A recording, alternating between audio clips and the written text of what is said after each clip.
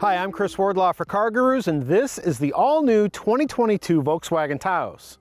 The Taos slots into the VW lineup under the Tiguan, and between the two, they split what is commonly called the compact crossover SUV segment in half. That means the Taos is larger than, say, a Honda HR-V, but it's smaller than a Honda CR-V. Now, in terms of its size and packaging, it actually reminds me of the original Tiguan. It's roomy inside for people with a small cargo space behind the back seat, and it's infused with traditional Volkswagen driving dynamics. But there is a glitch here, a trait that could convince you to pass over the Taos in favor of a different model, and we'll discuss it later in this review. Now let's take a closer look at the all-new 2022 Volkswagen Taos. Volkswagen is keeping things simple with the new Taos. You can get it with S, SE, or SEL trim, each with standard front-wheel drive. Prices range from $22,995 to $31,490, plus a destination charge of $1,195 to ship it to the US from Mexico where it is assembled. All-wheel drive is an option, and it varies in price depending on the trim level. The most you'll pay for the 4Motion all-wheel drive system is $2,045, and it comes with a more sophisticated rear suspension, a different transmission, and some extra driving modes. However, with no more than 6.6 inches of ground clearance, you're advised against traveling too far off the beaten path in the Taos. Additionally, the all-wheel drive upgrade reduces both fuel economy and cargo space, so make sure you really need it before you pay extra for it. The test car is the top-of-the-line SEL with 4Motion. As it sits in all of its cornflower blue glory, and without its only factory option of a panoramic sunroof, the price is $34,240, including destination charges. If you're wondering what the CarGurus recommended trim is, I'd say you should consider the SE with front-wheel drive and spend extra money for the IQ Drive option package with the added safety technology. And if you live where it snows, use the money you're going to save to buy yourself a good set of winter tires. Now, why do I recommend this version? Well, it eliminates one of the most irritating things about the new Taos, and since this crossover supplies little in the way of ground clearance, you certainly won't need the all-wheel drive for adventuring. Plus, the SE with IQ Drive has a window sticker well under $30,000, and by skipping all-wheel drive, you'll also get better gas mileage. After all, aren't you shopping for a small SUV in order to save money in the first place? Besides, the Taos SE looks almost as good as the Taos SEL. This is an appealing vehicle, especially with the 19-inch wheels that are exclusive to the SEL with all-wheel drive.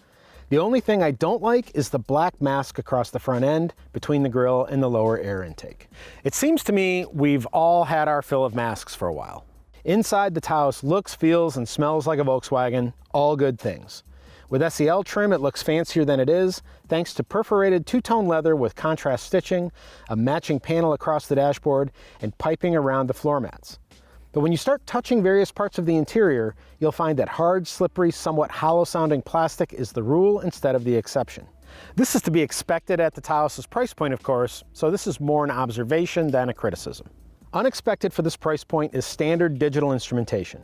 Plus, every Taos includes Apple CarPlay and Android Auto, CarNet connected services with a Wi-Fi hotspot, and USB-C ports. Moving up the trim level ladder, you get a larger 8-inch touchscreen display like you see in the test vehicle, as well as wireless smartphone projection, wireless charging capability, and a voice control system. The Taos SEL further adds a navigation system and an 8-speaker Beats Audio premium sound system. Personally, I've always liked the Fender audio systems in Volkswagens, and I'm not as impressed with the Beats Audio components, but maybe this has more to do with my favorite kinds of music than anything else. I've had trouble acclimating to this infotainment system's operation too.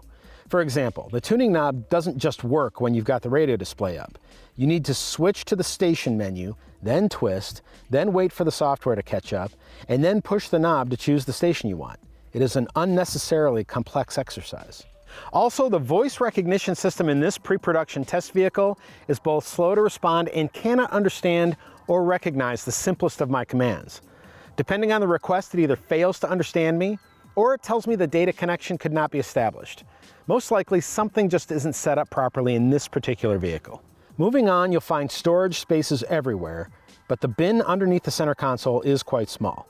This is likely due in part to VW's inclusion of air conditioning vents for the rear seat passengers.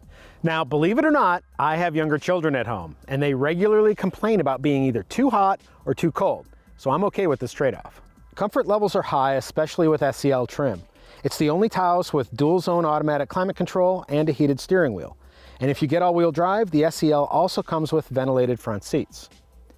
An 8-way power-adjustable driver's seat is standard with SE and SEL trim, and every Taos has a manual height adjuster for the front passenger seat. Plus, there is more seat track travel here than I can possibly use, so tall people should definitely check out the Taos. This SUV works well for families too. The rear seat offers a remarkable amount of room, easily enough to properly install rear-facing child safety seats or to carry gangly teenagers. Cargo space behind the back seat measures 24.9 cubic feet with all-wheel drive and 27.9 cubic feet with front-wheel drive. The reason for this difference in size is that all-wheel drive versions have a more sophisticated independent rear suspension, while the front drivers use a more compact torsion beam design. The Taos offers a handy rear seat pass-through, which makes it great for carrying skis and 4 people at the same time. Or you can fold the 60-40 split rear seat to create between 60.2 and 65.9 cubic feet of cargo room, depending on whether you've got all-wheel drive or not. Note though that the resulting load floor is uneven. As far as safety is concerned, the jury is still out with regard to crash test ratings. But VW makes all of the expected driving assistance and collision avoidance technologies either standard or optional across all trim levels. They're bundled into a package called IQ Drive, and 2 of the features deserve special mention. The first is Travel Assist. Basically, this combines adaptive cruise control with stop-and-go capability and lane centering steering assistance to create a level 2 driving aid. And with SEL trim, it also includes low-speed traffic jam assistance. The second one is called Emergency Assist. If Travel Assist is engaged and a driver falls asleep or suffers a medical emergency, Emergency Assist can tell that the driver is no longer paying attention, and it will safely bring the Taos to a stop with the hazard lights flashing. Yeah, I didn't test out the Emergency Assist tech, but I did drive this Taos on my standard test route and had a chance to also sample a Taos SE with front-wheel drive. So let's get to the driving impressions. Every Taos has a turbocharged 1.5-liter 4-cylinder engine, making 158 horsepower at 5,500 RPM and a healthy 184 pound-feet of torque starting at 1,750 RPM.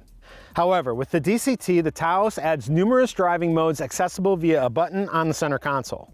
With all-wheel drive, you get a 7-speed dual-clutch automated manual transmission, plus the previously mentioned multi-link rear suspension design. Thanks to all of that torque, there isn't a shortage of power in the Taos.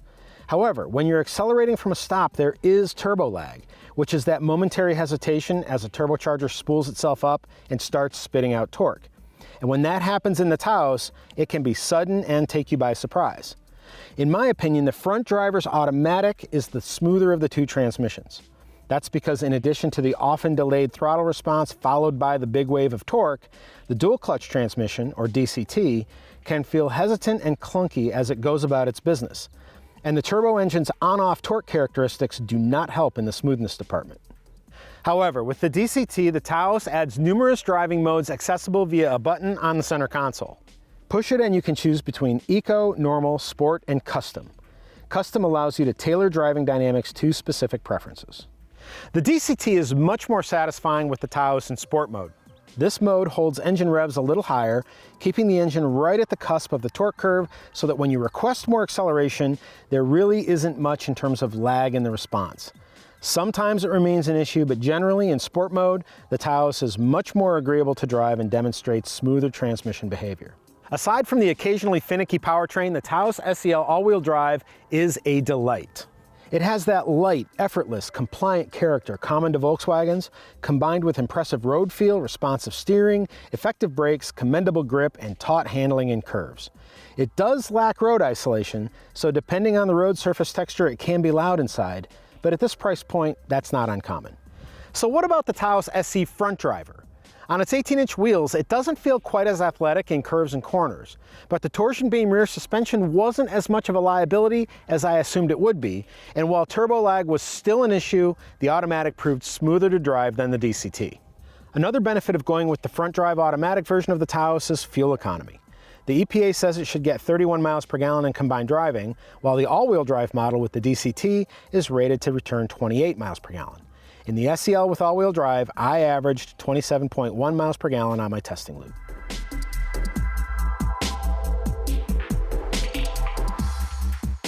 Volkswagen has a potential hit with the new Taos. It looks great, it's got plenty of room for people and cargo, and the price is right.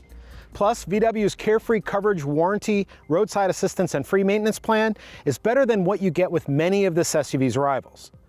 However, VW needs to smooth out the torque curve and transmission behavior and fine-tune the infotainment user experience.